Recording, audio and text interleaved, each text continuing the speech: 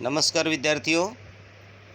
इससे पहले हमने जो वीडियो बनाया था उसमें सीधी बात कविता के अभ्यास के जो प्रश्न थे वो किए थे, और उसके बाद हमने कैमरे में बंद अपाहिज कविता का अनुवाद किया। तो आपका एक बार फिर से एजुकेशन पॉइंट हरियाणवी पर स्वागत है विद्यार्थियों। अब हम देखेंगे इस कविता के मुख्य जो प्रश्न हैं वो। तो सबसे जो पहला प्रश्न है, यदि आपको शारीरिक चुनौती का सामना कर रहे हैं, किसी मित्र का परिचय लोगों से करवाना हो तो किन शब्दों में करवाएंगे। यदि मुझे शारीरिक चुनौती का सामना कर रहे किसी मित्र का परिचय लोगों से करवाना हो तो मैं उसके गुणों को सबसे पहले बताऊंगा। मैं उसकी कमजोरी को व्यक्त नहीं करूंगा। जैसे मेरे मित्र रमेश शर्मा हैं जो मेरे साथ 12वीं कक्षा में पढ़ते हैं। वे बहुत प्रतिभाशाली हैं। 10वीं की परीक्षा में तो इन्होंने 7वां स्थान पाया था। इसके अलावा ये कविता पाठ बहुत सुंदर करते हैं। दुर्भाग्य से सड़क दुर्घटना में इनकी एक टांग जाती रही, इस कारण इन्हें बैसाखी का सहारा लेना पड़ता है, परंतु इसके कारण इनके उत्साह व जोश में कोई कमी नहीं आई है। पढ़ाई लिखाई में ये सबसे पहले की तरह ही मेरी सहायता करते हैं। तो देखिए, पहला जो प्रश्न है विद्यार्थियों, ये कोई इम्पोर्टेंट प्रश्न नहीं है, इसको राइट डाउन करने की भी ज़रूरत नहीं है। अगला जो प्रश्न है बहुत ही इम्पोर्टेंट क्वेश्चन है। कैमरे में बंद अपाहिज करुणा के मुखौटे में छिपी क्रूरता की कविता है, विचार कीजिए। यह कविता अपनेपन की भावना में छिपी क्रूरता को व्यक्त करती है। सामाजिक उद्देश्यों के नाम पर अपाहिज की पीड़ा को जनता तक पहुंचाया जाता है। यह कार्य ऊपर से करुणा के भाव को दर्शाता है, परंतु इसका वास्तविक उद्देश्य कुछ और ही होता है। संचालक अपाहिज की अपंगता को बेचना चाहता है। वह एक रोचक कार्यक्रम बनाना चाहता है ताकि उसका कार्यक्रम जनता में लोकप्रिय हो सके। उसे अपंग की पीड़ा से कोई लेना देना नहीं है। यह कविता यह बताती है कि दूरदर्शन पर दिखाए जाने वाले इस प्रकार के अधिकांश कार्यक्रम कारोबारी दबाव के कारण संवेदनशील होने का दिखावा करते हैं। इस तरह दिखावटी अपनेपन की भावना जो होती है वो क्रूरता की सीमा तक पहुंच जाती है। विद्यार्थियों, बढ़ते रहिए, आप मेरे साथ पढ़ते रहिए।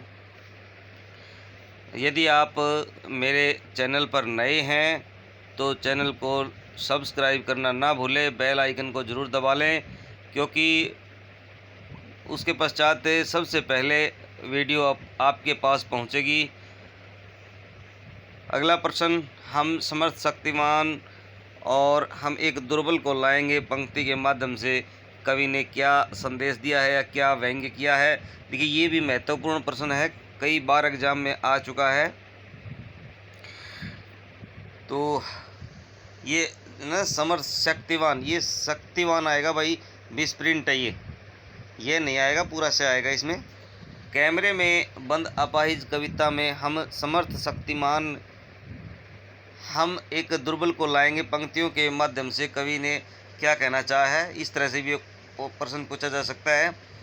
इस पंक्ति के माध्यम से कवि ने यही व्यंग्य किया है कि मीडिया वाले समर्थ और शक्तिशाली होते हैं, इतने शक्तिशाली कि वे किसी की करुणा को पर्दे पर दिखा करके पैसा कमा सकते हैं।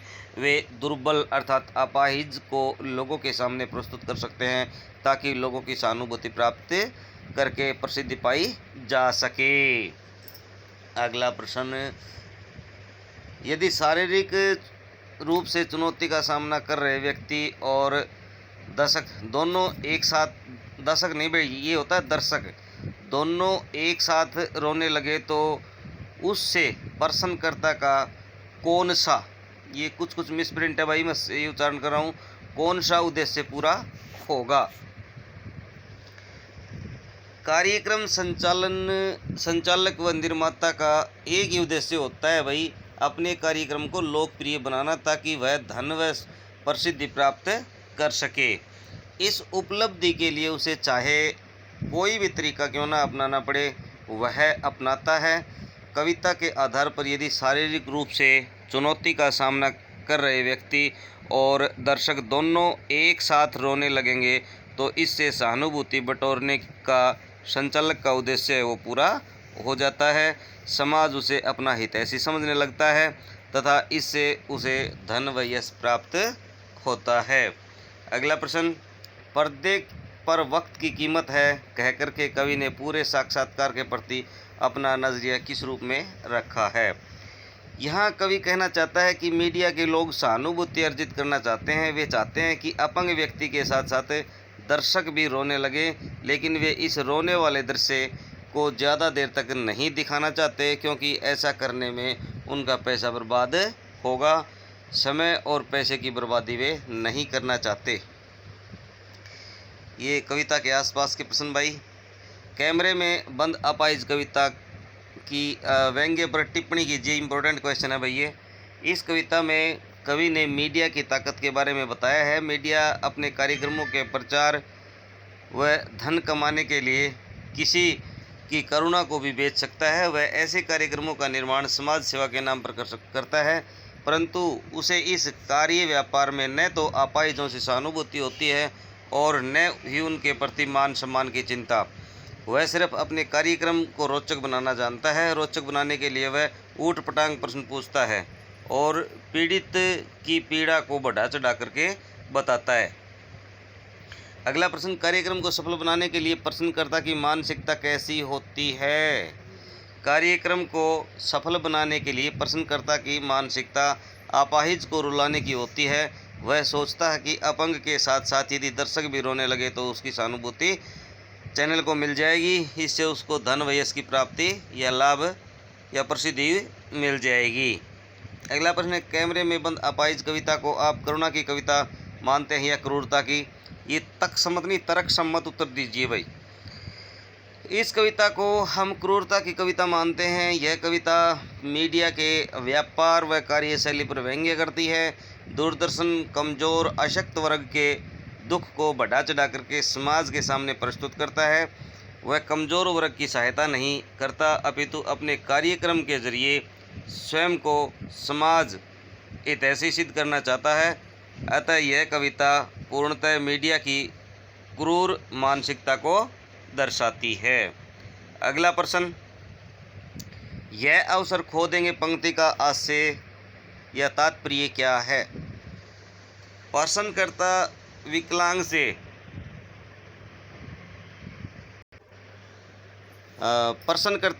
से तरह तरह के प्रश्न करता है। वह उससे पूछता है कि आपको अपाहिज होकर कैसा लगता है। ऐसे प्रश्नों के उत्तर प्रश्नकर्ता को तुरंत चाहिए।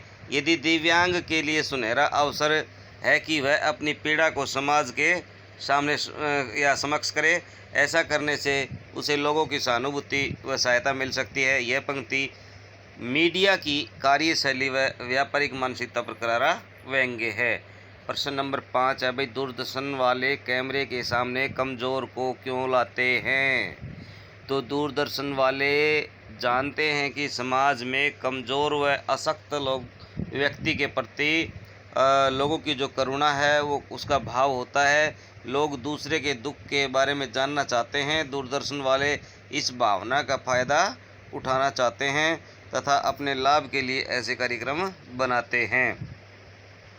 अगला है, अपाहिज अपने दुख के बारे में क्यों नहीं बता पाता। प्रश्नकर्ता अपाहिज से उसके विकलांगपन व उससे संबंधित कष्टों के बारे में बार बार पूछता है, परंतु अपाहिज उनके उत्तर नहीं दे पाता। वास्तविकता यह होती है कि उसे अपाहिजपन से उतना कष्ट नहीं है जितना उसके कष्ट को बढ़ा चढ़ाकर बताया जाता है। तो प्रश्नकर्ता के प्रश्न पर भी अस्पष्ट होते हैं तथा जितनी शीघ्रता से प्रश्नकर्ता का जवाब चाहता है उतनी तीव्र मानसिकता अपाहिज के पास नहीं होती। उसने इस कमी को स्वीकार कर लिया है लेकिन वह अपना प्रदर्शन नहीं करना चाहता। अगला जो प्रश्न है भाई, इम्पोर्टेंट प्रश्न है ये। कैमरे में बंद अपाहिज शीर्षक की उपयुक्तता या सार्थकता को सिद्ध कीजिए। यह शीर्षक कैमरे में बंद यानी कैमरे के सामने लाचार व बेबस अपाहिज की मनोदशा का सार्थक प्रतिनिधित्व करता है। वस्तुतः वह दूरदर्शन के कार्यक्रम संचालकों की मानसिकता पर व्यंग्य है। कार्यक्रम बनाने वाले अपने लाभ के लिए अपाहिज को भी प्रदर्शन की वस्तु बना देते हैं। वे दूसरे की पीड़ा बेच करके धन कमाते हैं। अतः यह शीर्षक सर्वथा उपयुक्त है। अगला प्रश्न, भाई कैमरे में बंद अपाहिज कविता का प्रतिपाद्य के विषय में अपनी प्रतिक्रिया प्रस्तुत कीजिए। कैमरे में बंद अपाहिज कविता में शारीरिक अक्षमता की पीड़ा झेल रहे व्यक्ति की पीड़ा को जिस अमानवीय ढंग से दर्शकों तक पहुंचाया जाता है ना, वह कार्यक्रम के निर्माता और प्रस्तोता की संवेदनहीनता की प्रकाष्ठा है। वे पीड़ित व्यक्ति की भावनाओं को ठेस पहुंचाते हुए उसे बेचने का प्रयास करते हुए दिखाई देते हैं। यहाँ भी उनकी पैसा कमाने की जो है ना सोच दिखती है, जो उनकी मानवता के ऊपर एक हावी हो चुकी है।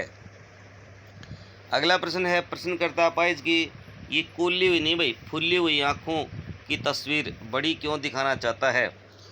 प्रश्नकर्ता अपाहिज की फूली हुई आँखों की तस्वीर इसलिए दिखाना चाहता है ताकि दर्शक उसके दुख से दुखी हों, दर्शकों के मन में उसके प्रति सहानुभूति उत्पन्न हो सके। ऐसे में शायद दर्शकों की आंखों में आंसू भी आ जाएं, जिससे उसका कार्यक्रम लोकप्रिय हो जाए। अतः वह दिव्यांग के दुख को बढ़ा चढ़ा करके दिखाना चाहता है। अगला प्रश्न है, कैमरे में बंद अपाहिज कविता कुछ लोगों की संवेदनहीनता प्रकट करती है, कैसे।